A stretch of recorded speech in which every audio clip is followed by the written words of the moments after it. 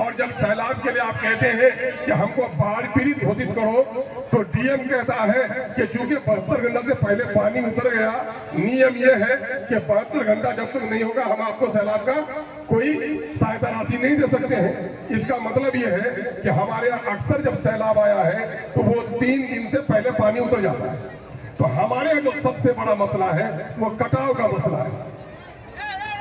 हमारे यहाँ जो सबसे बड़ा मसला है वो कटाव का मसला है, और कटाव रोकने के लिए ये योजना अगर इस रूप में बनाया जाए तो ये कहीं से कामयाब नहीं हो सकता। और अब्दुल ईमान साहब,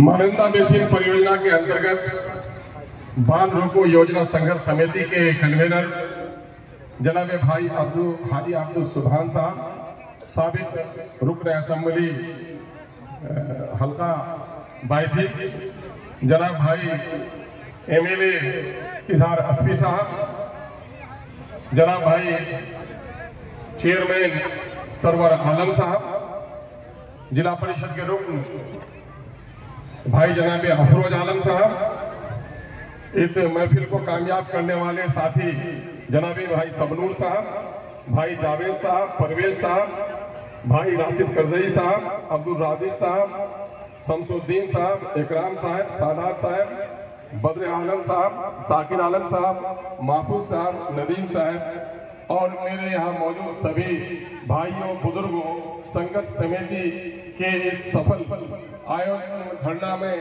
उपस्थित और मौजूद यहाँ के सभी मुजाहिदीन, सभी मर्द और खवातीन, मैं सबको आदाब और सलाम अर्ज करता हूँ।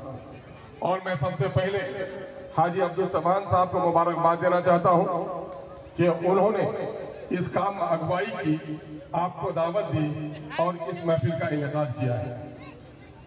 मानंदा बेसिन योजना ये इस इलाके के गरीब किसानों का मानंदा, डोग, कनकई, मेची, परमान, बकरा वगैरह नदियों के किनारे बसे हुए लोगों के बरसों का ख्वाब है कि आजादी के बाद बिहार के दूसरे हिस्से में नदियों के तबाही से बचाव के लिए परियोजना बने, और उन इलाकों में कैमूर के इलाके में, शाहबाद के इलाके में जहाँ खेती सूखी पड़ी थी, वहाँ गंगा जलाशय प्रोग्राम के तहत नदियों का पानी ऊपर चढ़ाकर वहां के खेतों को फसल उगने के लिए सोने की थाल बनाया गया।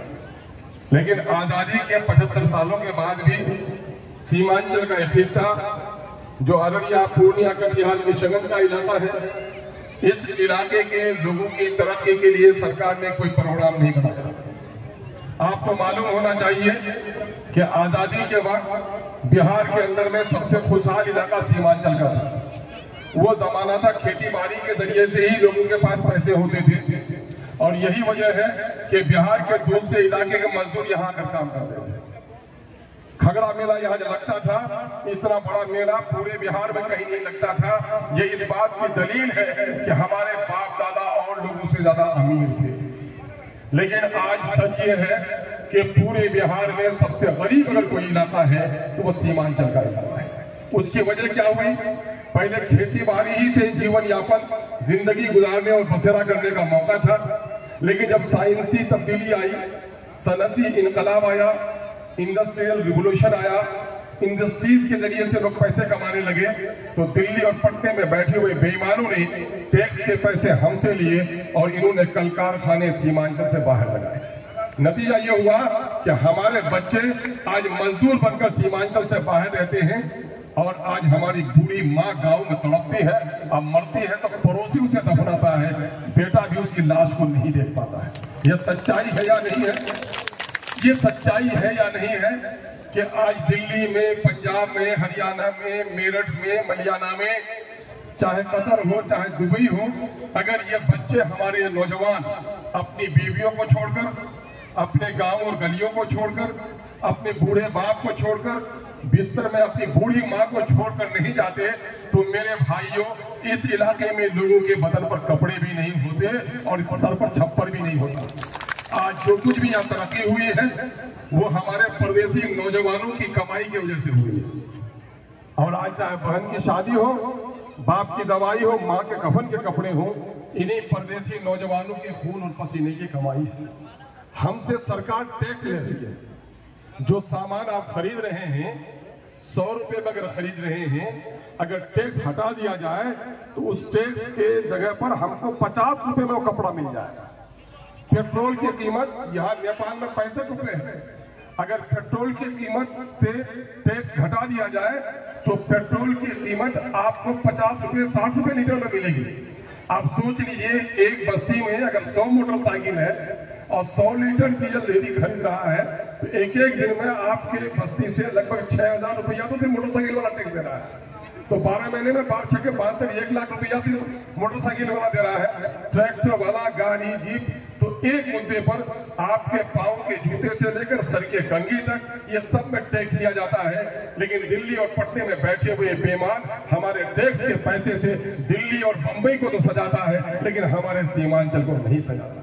यही वजह है कि हम लोगों ने शुरू दिन से आवाज लगाई कि इन्नल्लाह ला युगय्यिरु मा बिकौमिन हत्ता युगय्यिरु मा बिअनफुसिहिम। खुदा उस कौम की हालत नहीं बदलेगा जो कौम अपनी हालत को बदलने के लिए तैयार नहीं। आज ये लड़ाई अगर लड़ रहे हैं तो यकीनन है कि जब इंसान कोशिश करता है तो कुदरत भी उसका साथ देता है। यकीनन है हमारी ये लड़ाई रायगा नहीं जाएगी। यकीनन है खून बहाने की जरूरत पड़ेगी तो खून बहाएंगे, लेकिन अपनी बस्तियों को हम उजड़ने नहीं देंगे। मैं इस मंच जनाब तस्लीमुद्दीन साहब को खराज अकीदत पेश करना चाहता हूँ कि 2006 में मैं MLA बन गया था। 2007-8 में वो बेचारा तरक्की का खाका उनके सामने में होता। तो उस जमाने में AK ठाकुर साहब थे, सरोज भारती साहब थे, वो लोग बहुत ही एक्टिव थे मानंदा बेसिन के मामले में कि मानंदा बेसिन योजना का काम करा जाए। सरकार का एक पुराना प्रपोजल था कि मानंदा से जुड़ी हुई जितनी नदियां हैं उन नदियों के जरिए से जो बांध उस इलाके में सैलाब आता है उससे कैसे बचाया जाए।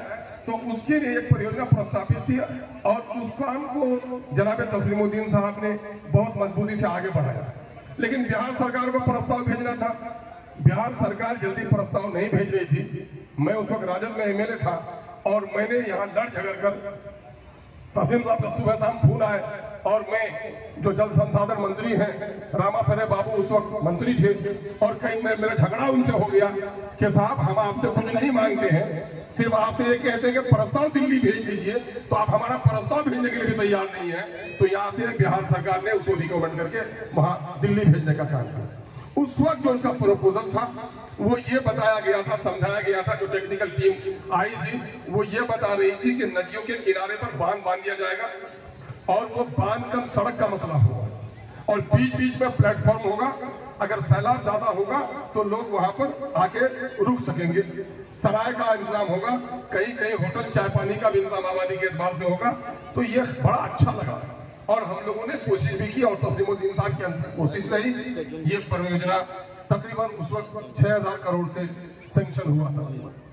लेकिन हुआ ये है कि काम होते होते सरकारी तंत्र में बहुत देर लगती है। तो जब इन लोगों को गरज नहीं थी, इन लोगों को ठेकेदारी का, आप देखेंगे नीतीश कुमार के जमाने में एक काम बड़ा हुआ है। हॉस्पिटल में डॉक्टर नहीं है लेकिन हॉस्पिटल का घर बनकर तैयार हो गया है। देख रहे कि नहीं देख रहे आप, है ना? जहां मकान बना है, कॉलेज में टीचर नहीं है, कॉलेजों का मकान बनकर तैयार हो गया है।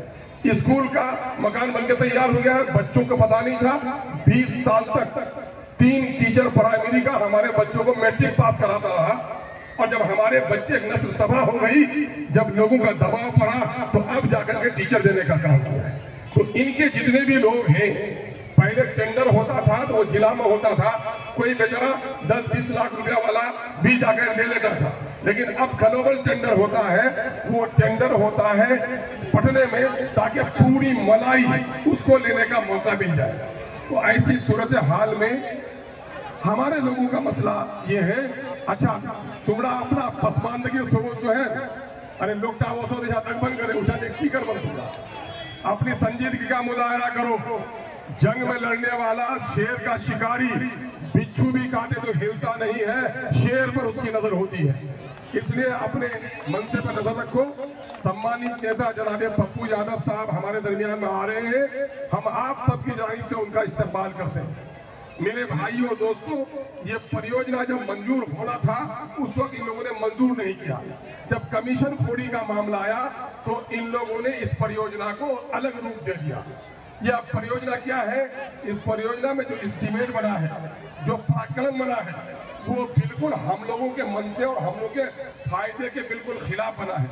खिलाफ किस तरह से बना है?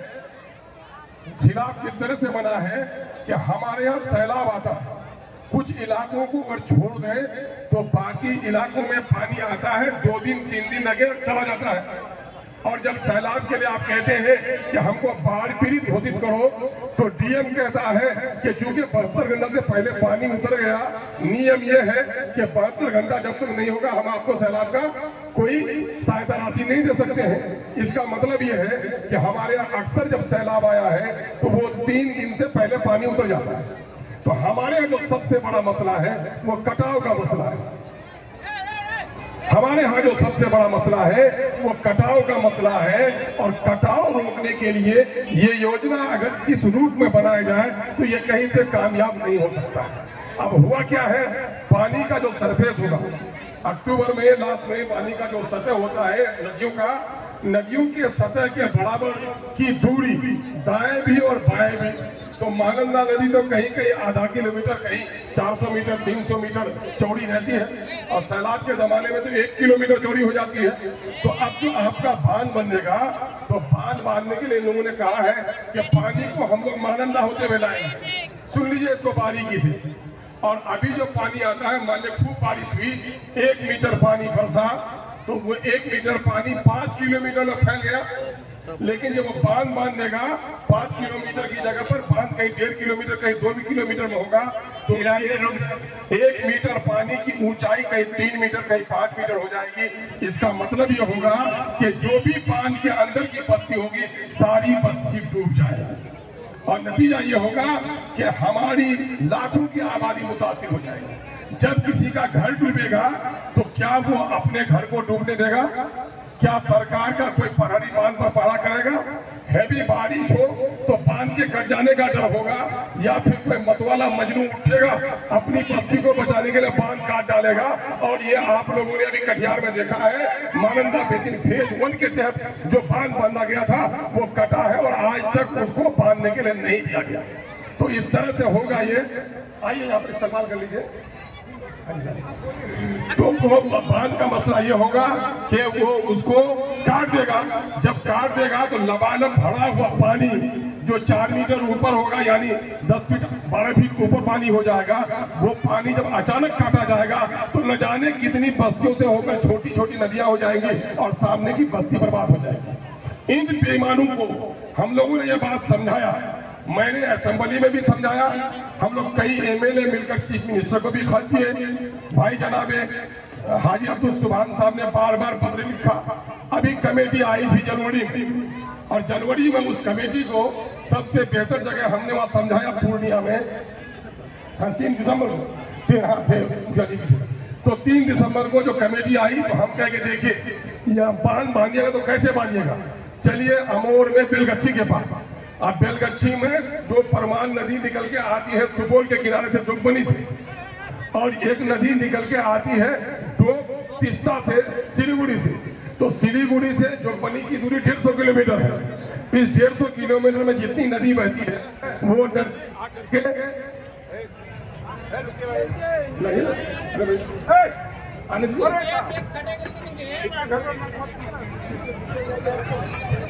150 किलोमीटर के दायरे में जो पानी बहता है, जो नदियां बहती है, वो आपको सुनकर हैरत होगी कि आपका बेलगच्छी इधर हफनिया आप देखें खाड़ी में, तो आप देख लीजिए कि खाड़ी हफनिया के बगल में महानंदा नदी सिरसी के पास, अब वहां से 5 किलोमीटर पर खाड़ी और वहां से 5 किलोमीटर पर आपका बेलगच्छी। तो जो नदी बहकर आती है 150 किलोमीटर से, पूरा नेपाल का पानी और छोटी नदियां, फिर उसमें महानंदा मिल गई, फिर उसमें कनकई मिल गई, फिर उनमें तिस्ता मिल गई, ये सारी नदियां, बगड़ा मिल गई, ये सारी नदियां मिल करके आ जाती है आपके पास, वहाँ ताराबाड़ी के पास मिल जाती है। और नतीजा ये होगा कि अगर बांध बांधा जाए तो हमारी सिरसी बस्ती भी, हफनिया भी मुखिया साहब आए ना नहीं आए, अगर नहीं आए तो उनका घर कर जाना चाहिए, इसलिए कि उनका घर भी बांध के अंदर में आता है। मामला ये है कि ये सारी बस्तियां हमारे बांध के अंदर आ जाएंगी, और जब बांध के अंदर आ जाएंगी तो हम तो सैलाब से बचाने के लिए अपनी बस्ती के लिए दरखास्त किए थे, जब बस्ती के लिए डूब के मर जाएंगे तो बांध लेके क्या खाक करेंगे हम। इसलिए भाई हम लोगों ने ये कहा है, प्रस्ताव रखा है, आप जाएंगे या कान की सुइया के पास चिठिया एक बस्ती है, रिश्तेदार भी होगा चिठिया में, और पुरप्पा का जो चिठिया है वो इत्तेफाक से वेस्ट बंगाल में पड़ता है। और हम लोगों ने डिपार्टमेंट के लोगों को दिखाया भी कि वेस्ट बंगाल गवर्नमेंट ने वहां पर बॉर्डर पिच कर दिया, तो बॉर्डर पिच कर दिया तो हमारा आगे दौला भी कटता है, और इधर पीछे भी हमारी बस्ती जो है पिछड़ा ये भी कट जाती है। लेकिन पिछिया गांव आज तक नहीं कटा। यहाँ जो सैलाब का पानी आता है वो बहकर चला जाता है। सैलाब हमारे लिए मसला नहीं है, कटाव हमारे लिए मसला है। इसलिए हमारा प्रस्ताव ये है कि हम इस योजना का विरोध नहीं कर रहे हैं, बल्कि इस योजना के पैसे को बांध बस्ती के अंदर बाहर नहीं, बल्कि बांध जो बांधा जाए नदी के किनारे पर बोल्डर पिच किया जाए, उसी का समर्थन हम सब लोग करते हैं कि नहीं करते हैं। बांध बस्ती के बाहर बनने नहीं देंगे, क्या बनने दीजिएगा? बांध के अंदर बस्ती हो ऐसा होने नहीं देंगे, और नदी के किनारे पत्थर से बोल्डर पिच किया जाए उसका समर्थन करते हैं। तो इस समर्थन के लिए चूंकि एक तो तिस्ता कैनाल है, हम लोग जब बचपन में थे मजलिसपुर वगैरह जाते थे तो सुनते थे कि तिस्ता नदी का पानी उधर से निकाला जाएगा। और परेश वाला याद मत चलिए ना, परेश वाला नीचे रहिए आप लोग।